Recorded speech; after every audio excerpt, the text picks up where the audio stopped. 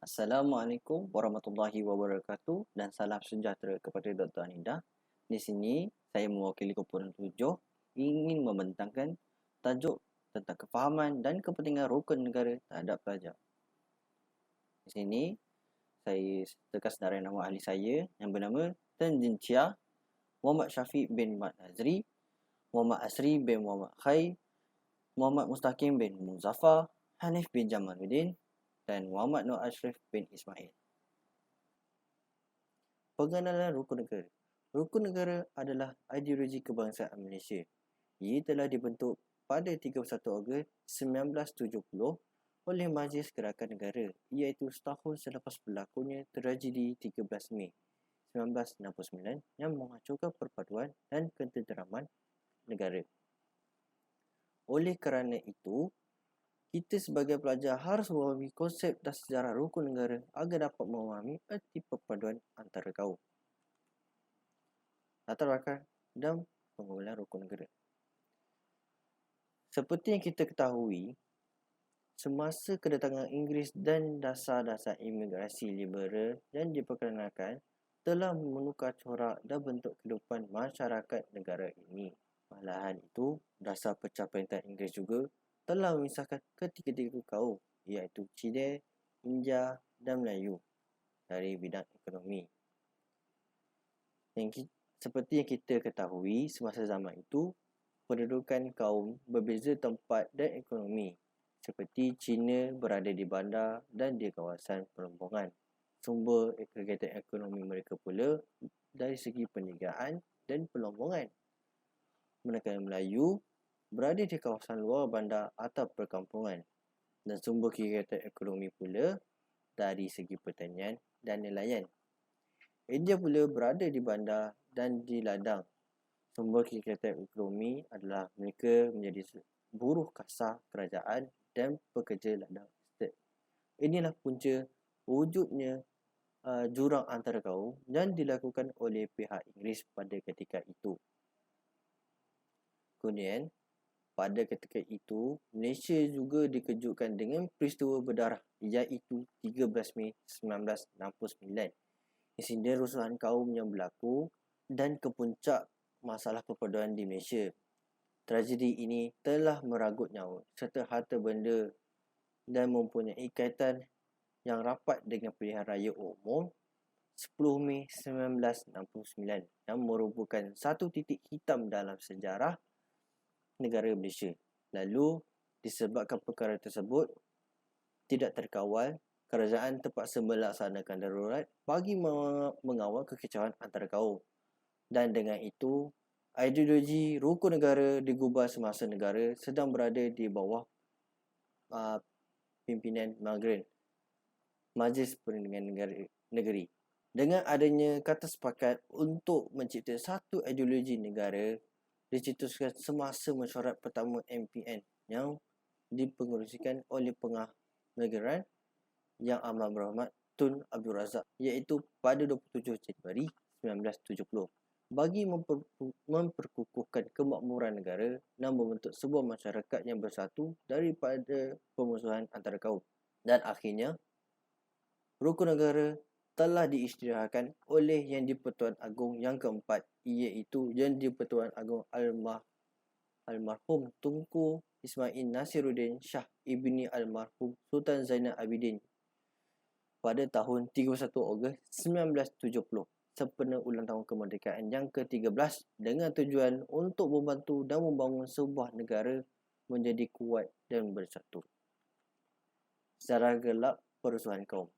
Perusuhan antara kaum yang pernah terjadi semasa di Semenanjung ialah pada tahun 57 Pulau Pinang, 1960 Bangkok, 1966 Bukit Mertajam dan pada tahun 1967 di Pulau Pinang. Di sini saya sertakan Kerajaan Akbar dari media yang saya dapati. Inilah yang berlaku pada tahun 1969 bersamaan 13 Mei. Bermula dari sejarah titik hitam negara antara kaum yang berlaku. Kemudian kita diteruskan dengan slide seterusnya. Salam sejahtera, Dr. Anida Robani. Nama saya adalah Tan Jia Qi. Sekarang, saya ingin menjelaskan bahawa 5 prinsip rukun negara. Prinsip pertama, kepercayaan kepada Tuhan, kesetiaan kepada raja dan negara, keluhuran perlembagaan, kedaulatan undang-undang, dan kesopanan dan kesusilaan. Prinsip yang pertama, kepercayaan kepada Tuhan, telah menggambarkan bahawa asas kehidupan beragama merupakan prinsip yang penting dalam kehidupan rakyat. Islam ialah agama rasmi, tetapi agama-agama lain masih boleh diamalkan secara bebas. Negara yang harmoni dan perpaduan juga dapat dibina kalau prinsip ini dapat diamalkan. Prinsip yang kedua, kesetiaan kepada raja dan negara. Prinsip ini berkaitan dengan Malaysia adalah mengamalkan sistem demokrasi berparlimen dan raja berperlembagaan.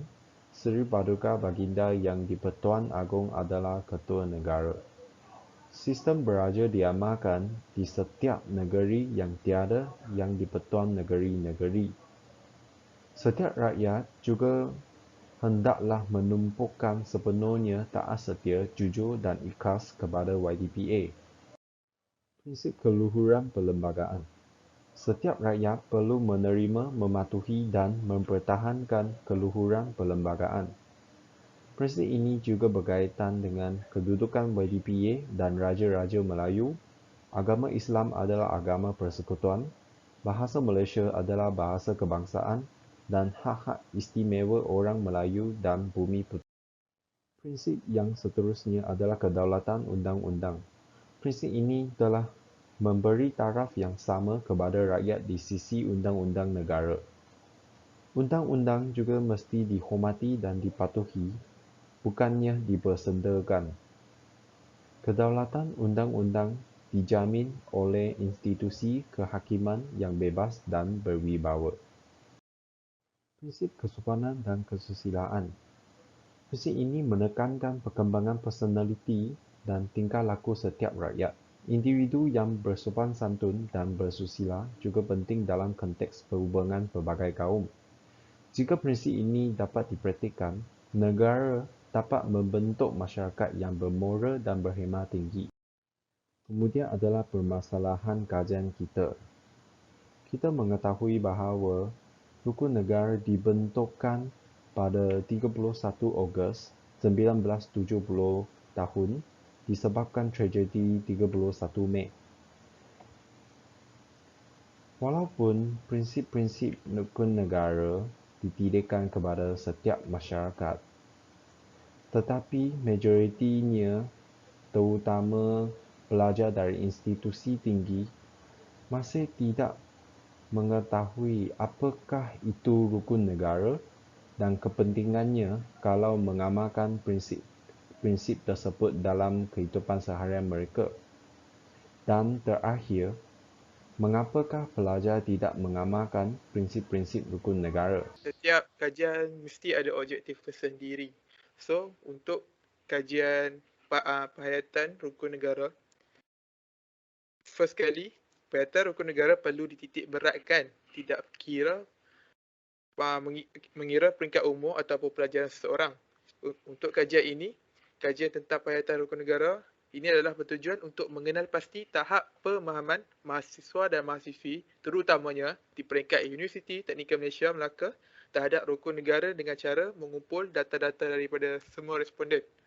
Yang seterusnya, kajian ini bertujuan untuk mengenal pasti tahap penghayatan terhadap rukun negara. Tidak semua orang yang mengenali terhadap rukun negara dapat menghayati rukun negara dengan baik.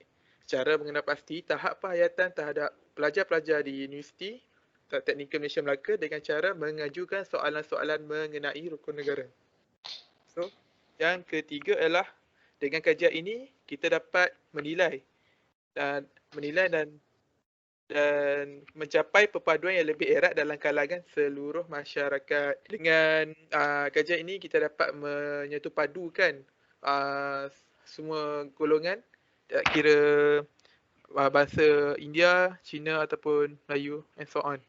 So yang seterusnya, berbentuk satu sikap yang liberal terhadap tradisi kebudayaan yang kaya dengan berbagai corak.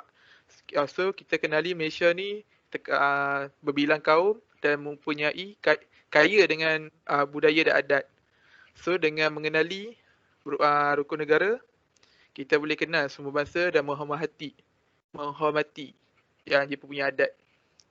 Yang seterusnya lagi, mencipta satu masyarakat yang adil di mana kemakmuran negara dapat dinikmati bersama secara adil dan saksama. So macam kalau kita ikut rukun negara, kita kena ikut law yang diberikan, yang terkandung dalam rukun negara. Dengan kita menghayati dan mengikut rukun negara tu, kita dapat mencapai keadilan saksama antara semua orang. So yang terakhir sekali, mengkaji hubungan antara kefahaman kepentingan rukun negara dengan pengajaran. Bila kita objektif kajian ni, kita dapat feedback daripada apa yang kita belajar. Macam mana kita menggunakan rukun negara tu dengan menggunakan rukun negara, apa yang kita faham dengan rukun negara, kita boleh kaitkan dengan yang kita belajar. Seterusnya adalah metodologi kajian. Metodologi kajian. Bagi mendapatkan maklumat dan fakta yang diperlukan bagi menyiapkan tugasan ini, kami telah menggunakan beberapa kaedah yang kami merasakan senang untuk kami lakukan, yang juga akan memperolehi maklumat yang banyak. Pertama sekali, kami telah merujuk buku, ensiklopedia, surat khabar dan jurnal bagi memenuhi hasil kajian ini. Selain itu, kami telah menggunakan kaedah melayari internet. Kami telah membuat rujukan tentang prinsip-prinsip rukun negara dan membuka beberapa laman web di internet. Banyak maklumat yang telah kami perolehi daripada kaedah ini. Akhir sekali, kami telah menggunakan kaedah soal selidik. Kami telah mengedarkan borang soal selidik kepada responden-responden kami seramai 84 responden. Kaedah-kaedah ini banyak membantu kami dan menyiapkan tugasan yang diberi. Ini adalah maklumat responden yang memberikan respon kepada kami. Jantina dia, lelaki 54.8% dan perempuan 45.2%. Umur responden yang terbanyak adalah 56%, daripada umur 22 tahun hingga 25 tahun. Manakala yang kedua adalah pelajar 18 tahun hingga 21, seramai 41.7%. Manakala umur 26 hingga 30 tahun adalah 1% dan 30 tahun dan ke atas juga 1%. Bagi bangsa yang beri respon kepada kami, 82.1% adalah daripada bangsa Melayu, 13.1% daripada bangsa Cina, 6.4% daripada bangsa India dan 1% daripada bangsa Banjar. Ini adalah kepentingan rukun negara. Soalan-soalan yang telah kami rujukkan kepada responden. Adakah rukun negara diisytiharkan pada 31 Ogos 1970 sempena ulang tahun kemerdekaan Malaysia ke-13 oleh Yang di-Pertuan Agong? Sebanyak 66.7% setuju akan kenyataan ini dan 8.3% tidak setuju. Manakala lagi 25% tidak pasti akan soalan ini. Seterusnya, benarkah rukun negara diperkenalkan berikutan peristiwa 13 Mei 1969 yang menggugat perpaduan etnik di Malaysia? Seramai 75% setuju, 17.9% tidak pasti dan bakinya tidak setuju. Soalan seterusnya adalah, setujukah anda bahawa rukun negara diperkenalkan oleh Majlis Gerakan Negara Mageran yang diketuai oleh Tun Hussein On? Yang merespon setuju adalah sebanyak 60.7%, manakala tidak setuju adalah 7.1% dan tidak pasti tentang ini adalah 32.1%. Soalan seterusnya, adakah anda setuju bahawa rukun negara dibentuk dengan tujuan utama iaitu membentuk perpaduan yang kukuh? Sebanyak 98.8% setuju akan kenyataan ini dan bakinya tidak pasti. Okey, seterusnya kita lihat seramai 81 pelajar iaitu 96.4% setuju untuk membentuk satu bangsa yang bersatu padu di mana semua rakyat tanpa mengira kaum mempunyai semangat kesetiaan dan perasaan cinta terhadap negara adalah kepentingan rukun negara. Seterusnya, masyarakat negara ini bebas mengamalkan agama dan adat resam serta budaya masing-masing sesuai dengan matlamat perpaduan. Soalan ini dapat persetujuan seramai 82 responden iaitu bersamaan 97.6%. Seterusnya kita lihat mencipta sebuah masyarakat adil adalah bebas daripada penindasan seseorang terhadap yang lain ataupun penindasan sesuatu golongan terhadap yang lain. Ini juga mendapat 78 responden yang setuju. Selebihnya iaitu seorang responden tidak setuju. Dan selebihnya 5 responden tidak pasti. Terusnya, masyarakat progresif yang hendak mewujudkan merupakan satu masyarakat yang bergerak maju sejajar dengan kemajuan sains dan teknologi yang akhirnya akan menjadikan Malaysia sebuah negara maju sebagaimana matlamat wawasan 2020. Ini terdapat 77 responden yang setuju dan 6 responden yang tidak pasti dan cuma 1 responden yang tidak setuju. Okey, seterusnya, adakah anda selalu mentitik beratkan nilai-nilai rukun negara dalam kehidupan seharian? 60% sentiasa dan 34.5 kurang kadang-kala dan baki selebihnya itu kurang. Kesetiaan kepada raja dan negara adalah setiap rakyat hendaklah menumpukan sepenuh taat setia, jujur dan ikhlas kepada Seri Paduka Baginda Yang di-Pertuan Agong. Ini mendapat 89% responden yang setuju, 6% responden yang tidak pasti dan baki selebihnya ialah tidak setuju. Seterusnya, rukun negara yang paling utama dititik beratkan dalam kehidupan seharian adalah kepercayaan kepada Tuhan. Soalan ini mendapat 94 responden iaitu 91.7%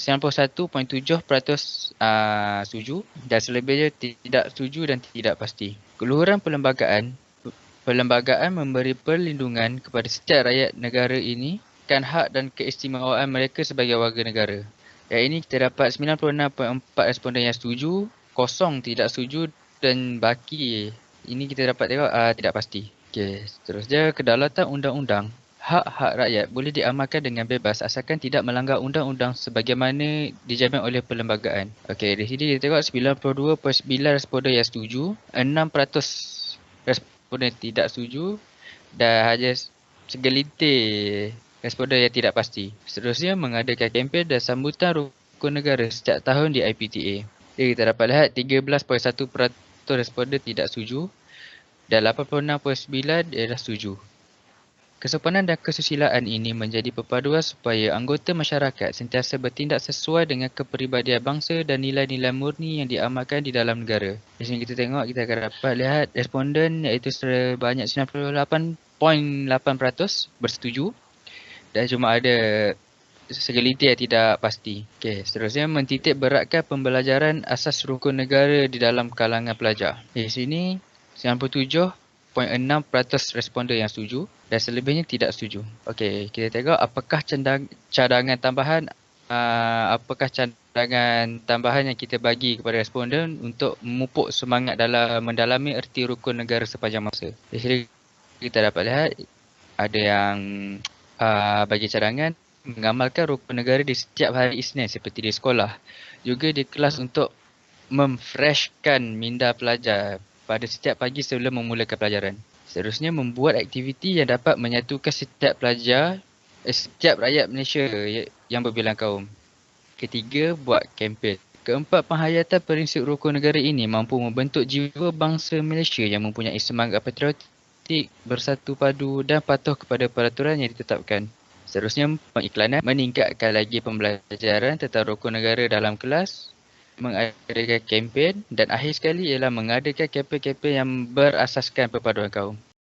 Saya Hanif bin Jamaluddin dan saya akan membentangkan tentang kepentingan dan sumbangan penghayatan rukun negara.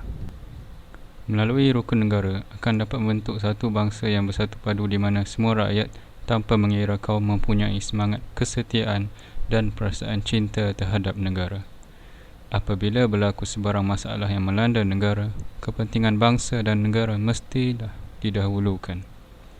Kepentingan negara hendaklah diutamakan lebih daripada kepentingan sesuatu kaum jika mahu kestabilan dan keselamatan negara berkekalan.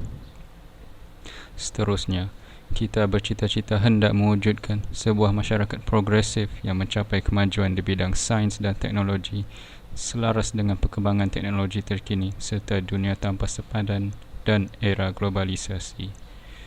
Masyarakat progresif yang hendak diwujudkan merupakan satu masyarakat yang bergerak maju sejajar dengan kemajuan sains dan teknologi. Penjajahan minda kuasa asing seperti anasi-anasi neo-imperialisme boleh menjadi ancaman dalam pembangunan dan pembentukan negara bangsa jika kurangnya pemahaman dan penghayatan terhadap rukun negara. Elemen negatif yang disalurkan menerusi neo-imperialisme budaya secara tidak langsung boleh mempengaruhi sikap, persepsi dan perilaku terhadap budaya barat. Seterusnya, jika elemen-elemen yang terdapat dalam rukun negara dapat dihayati dengan baik oleh golongan belia kini, maka masalah kecelaruan identiti nasional dan salah laku seperti gejala mak rempit atau samsing jalanan, ragut, buli, ketagih rokok, dadah, pembuangan anak serta banyak lagi masalah sosial dapat diatasi.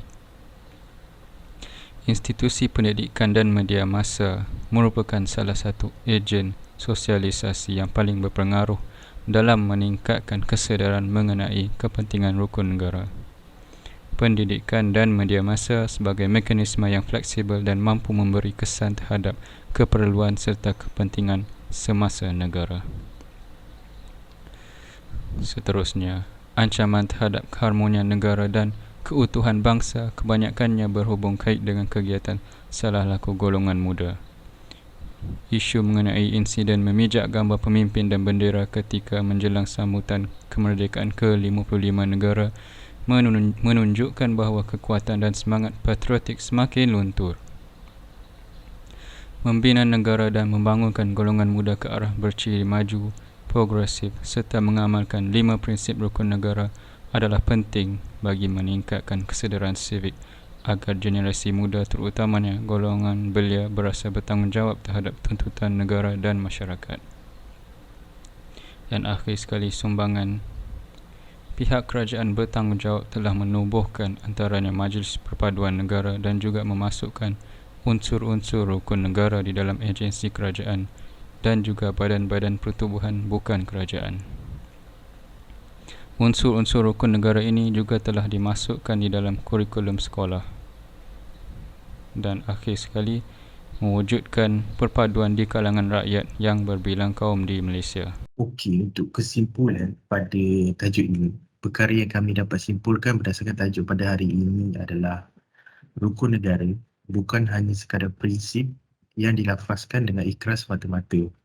Ia juga menentukan kesungguhan setiap warga negara untuk menghayati dan mengamalkannya.